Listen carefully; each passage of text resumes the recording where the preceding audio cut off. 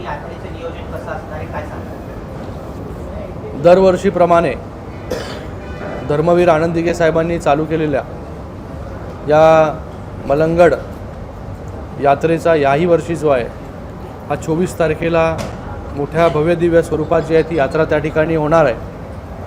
त्या यात्रेमध्ये मोठ्या संख्येमध्ये भाविक जे आहेत हे त्या ठिकाणी उपस्थित राहतील। त्याच्या तयारीसाठी आज आपण ही पत्रकार परिषद या ठिकाणी घेतोय।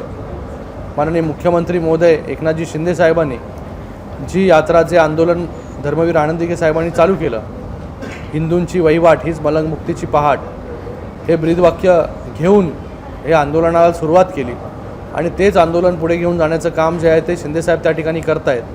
आणि याही वर्षी मोठ्या भव्यदिव्य स्वरूपामध्ये जे आहे ते हे यात्रा जी आहे ही यात्रा त्या ठिकाणी पार पडेल। आपल्या माध्यमांनी मी सगळ्यांना विनंती करतो, सगळ्यांना आवाहन करतो की मोठ्या संख्येमध्ये जे आहे ते आपण त्या ठिकाणी जे आहे या मलंगड यात्रेमध्ये सहभागी व्हावं। माननीय मुख्यमंत्री महोदय स्वतः जे आहेत हे यात्रेमध्ये जे आहे ते सहभागी होणार आहेत। कशा प्रकारे तो कार्यक्रम असणार आहे, काय सांगणार? यावर्षी तिरुमला तिरुपती देवस्थान ट्रस्ट आणि डॉक्टर श्रीकांत शिंदे फाउंडेशनच्या माध्यमाने डोंबिवलीमध्ये प्रीमियर कंपनीमध्ये हा कार्यक्रम या ठिकाणी होतोय। त्याचं नाव आहे श्री श्रीनिवास कल्याण महोत्सव। माननीय मुख्यमंत्री एकनाथजी शिंदे साहेबांच्या मार्गदर्शनाखाली हा कार्यक्रम जो आहे तो आम्ही या ठिकाणी करतोय आणि हा कार्यक्रम रविवार दिनांक 25 फेब्रुवारी 2024 या ठिकाणी होतोय। सकाळी 6:30 वाजल्यापासून ते रात्री 10 वाजेपर्यंत जो आहे हा कार्यक्रम या ठिकाणी होणार आहे। या कार्यक्रमामध्ये सकाळी 6:30 वाजल्यापासून विविध कार्यक्रम जे आहेत, सेवा जे आहेत या त्या ठिकाणी पार पडणार आहेत। त्याच्यामध्ये सुप्रभातम असेल, तोमाल सेवा असेल, अर्चना असेल, अभिषेक असेल देवाचा, त्याचबरोबर 3 ते 5 याच्यामध्ये भव्य शोभायात्रा असेल आणि सायंकाळी 6 वाजल्यापासून कल्याण महोत्सव म्हणजे तिरुपती बालाजी देवाचं जे आहे हा लग्न सोहळा जो आहे हा त्या ठिकाणी पार पडणार आहे। याच्यासाठी हजारो लाखो भाविक जे आहेत ते त्या ठिकाणी उपस्थित राहणार आहेत।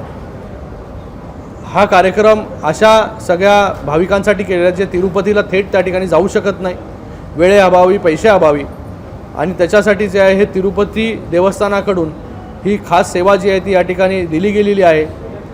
म्हणून मोठ्या प्रमाणामध्ये लोक जे आहेत या सेवेसाठी, या पूजेसाठी या ठिकाणी आले पाहिजे। मी आपल्या माध्यमाने सगळ्यांना आवाहन करतो की आपण मोठ्या संख्येमध्ये जे आहे या कार्यक्रमामध्ये सहभागी व्हा, जेणेकरून हा कार्यक्रम देखील जो आहे तो भव्य दिव्य होईल आणि आपल्या सगळ्यांना एक देवाची सेवा करण्याची एक सुवर्ण संधी जी आहे ती त्या ठिकाणी प्राप्त होईल। मी लोकांना एक आवाहन करतो की आम्ही एक नंबर फ्लोट केलेला आहे टोल फ्री 7875 567 567 7875 567 567 या नंबरवरती जे आहे ते आपल्याला मिस कॉल द्यायचा आहे। हा मिस कॉल दिल्यानंतर जो आहे तो आपल्याला एक मेसेज येईल, त्याच्यामध्ये लिंक येईल, त्या लिंकवरती जाऊन आपण रजिस्टर केलं की आम्हाला माहिती पडेल की आपण जो आहे तो या कार्यक्रमाला वेगवेगळ्या भागातून ज्या ठिकाणी येत आहेत, जेणेकरून आम्हाला बसची व्यवस्था असेल, ट्रान्सपोर्टची व्यवस्था असेल, या सगळ्या गोष्टी ज्या आहेत त्या ठिकाणी करू शकतो। तर मी आपल्या सगळ्यांना या ठिकाणी आवाहन करतो की आपण या पवित्र कार्यामध्ये जे आहे हे यामध्ये सहभागी व्हा। आम्ही सगळे पदाधिकारी आहोत, सगळे वेगवेगळे ऑर्गनायझेशन्स आहोत, आपली आतुरतेने जे आहे ते त्या ठिकाणी वाट पाहतोय, जेणेकरून हा कार्यक्रम जो आहे हा एक वेगळ्या उंचीचा, या उंचीवरती जाऊन हा कार्यक्रम पोचेल अशी आशा या ठिकाणी व्यक्त करतो। पुन्हा एकदा सगळ्यांना डॉक्टर श्रीकांत शिंदे फाउंडेशन आणि शिवसेनेतर्फे या ठिकाणी सगळ्यांना आमंत्रित मी या ठिकाणी करतो की हजारो लाखोच्या संख्येमध्ये जे आहे ते आपण या ठिकाणी उपस्थित राहा।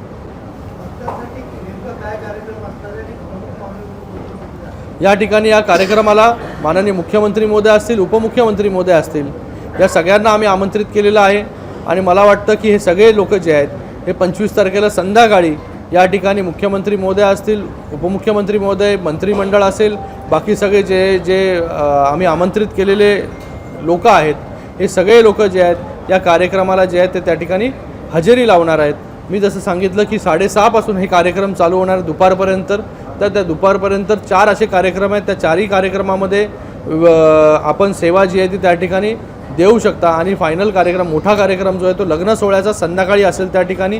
त्या लग्न सोहळ्यामध्ये आणि आपण सगळ्यांना या ठिकाणी मी आमंत्रित करतो आणि सोहळा झाल्यानंतर महाप्रसादाची व्यवस्था देखील जी आहे ही त्या ठिकाणी केली जाईल. शिवसेनेमधील आमदार आणि खासदारांना पण या कार्यक्रमाकरता आमंत्रण दिले आहे. सगळ्यांना आपण आमंत्रण जे आहे ते त्या ठिकाणी दिलेलं आहे आणि सर्व पक्षीय, फक्त एका पक्षापुरतं मर्यादित नाही, ह्याच्यामध्ये सर्व पक्षीय जे आहेत हे या ठिकाणी आपण सगळ्यांना आमंत्रित दिलेलं आहे. आणि त्या ठिकाणी प्रतिष्ठित लोक असतील आपल्या शहरामधील, त्या लोकांना देखील जे आहे त्या ठिकाणी आपण आमंत्रित दिलेलं, कारण की हे धर्माचं कार्य आहे, हे पुढे घेऊन जाण्यासाठी जे आहे हे आपल्या सगळ्यांना त्या ठिकाणी प्रयत्न करायचा आहे. तर म्हणून एवढे विविध कार्यक्रम जे आहेत ते आपण या ठिकाणी घेतो. राम मंदिराच्या दिवशी, ज्या दिवशी राम मंदिराचं उद्घाटन झालं त्या दिवशी देखील आपण मोठे मोठे कार्यक्रम जे आहेत ते त्या ठिकाणी पूर्ण शहरभर फिरवला.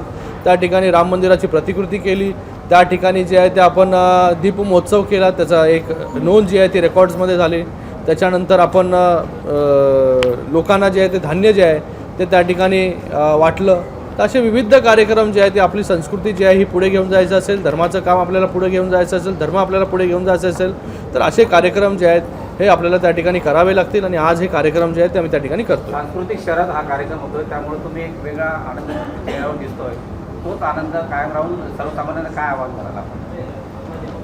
सर्वांना तेच आवाहन करतो मी. सांस्कृतिक नगरीमध्ये हा कार्यक्रम आहे, मोठ्या संख्येमध्ये आपण सगळ्यांनी जे आहे त्या कार्यक्रमामध्ये सहभागी व्हा. हां हां